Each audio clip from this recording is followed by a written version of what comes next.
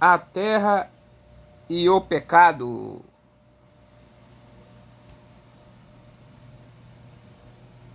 Portanto, da mesma forma como o pecado entrou no mundo por um homem, e pelo pecado a morte, assim também a morte veio a todos os homens, porque todos pecaram.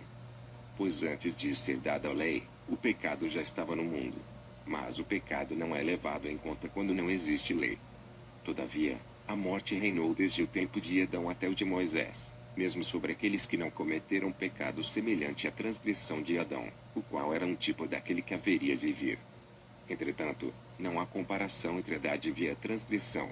Pois se muitos morreram por causa da transgressão de um só, muito mais a graça de Deus, isto é, a dádiva pela graça de um só homem, Jesus Cristo, transbordou para muitos.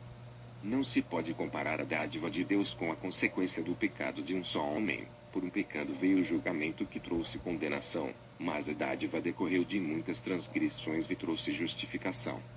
Se pela transgressão de um só morte reinou por meio dele, muito mais aqueles que recebem de Deus a imensa provisão da graça e a dádiva da justiça reinarão em vida por meio de um único homem, Jesus Cristo. Consequentemente, assim como uma só transgressão resultou na condenação de todos os homens, assim também um só ato de justiça resultou na justificação que traz vida a todos os homens. Logo, assim como por meio da desobediência de um só homem muitos foram feitos pecadores, assim também, por meio da obediência de um único homem muitos serão feitos justos. A lei foi introduzida para que a transgressão fosse ressaltada. Mas onde aumentou o pecado, transbordou a graça.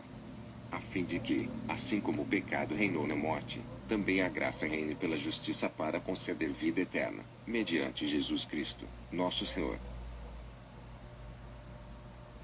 Pai de Cristo, Deus nos abençoe hoje e sempre.